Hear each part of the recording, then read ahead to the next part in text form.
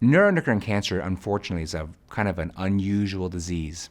And the biggest problem about it is we don't get that much education. I remember I'm not that old, and I graduated from medical school, and I got 45 minutes of it in 4 years.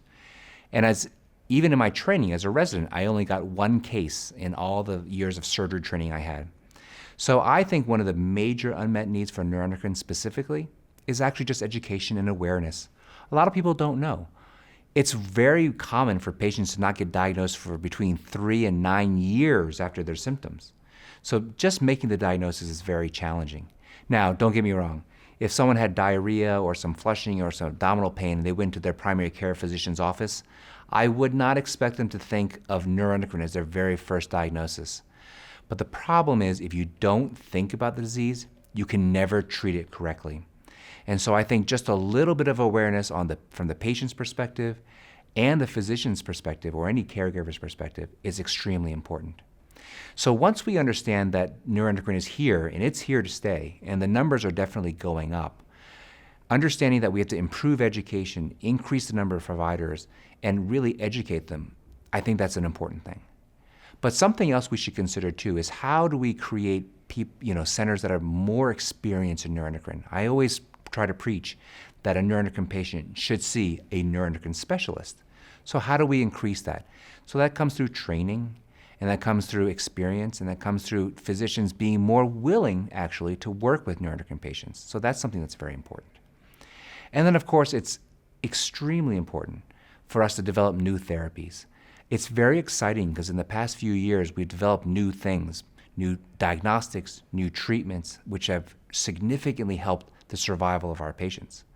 But now we need to keep going. There are patients who have very aggressive neuroendocrine cancers. We need more treatments for that. We also need to find ways for our practitioners and providers to work together. So how do we communicate to help with care? How do we develop more multidisciplinary teams where people can come together, as was mentioned before, so that we can provide all the different skills and all the different procedures and all the different treatments which can help our patients. So there's a lot to be done, but I think we're really on the right path. Treating neuroendocrine tumors in the community can be quite challenging for any number of reasons. It is difficult for a community provider to receive accurate pathologic grading and staging of these tumors in order to inform the best type of treatment. Many centers and practices don't have access to gallium dotatate imaging, and therefore the management of these diseases can be quite difficult.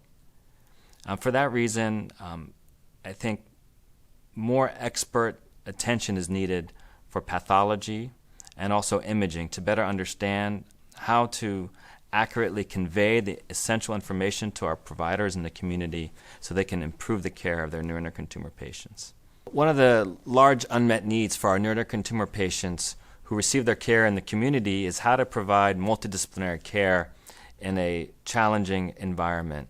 And unfortunately, I think a lot of that will depend on the oncologist to kind of seek out the input from his surgical colleagues, interventional radiology colleagues, and pathologists. It's also, we have to probably get pathology interpretation of neuroendocrine tumors a little bit more uniform from center to center, and able for them to convey the necessary information to their oncologist, which would include accurate description of differentiation and grading, including Ki-67.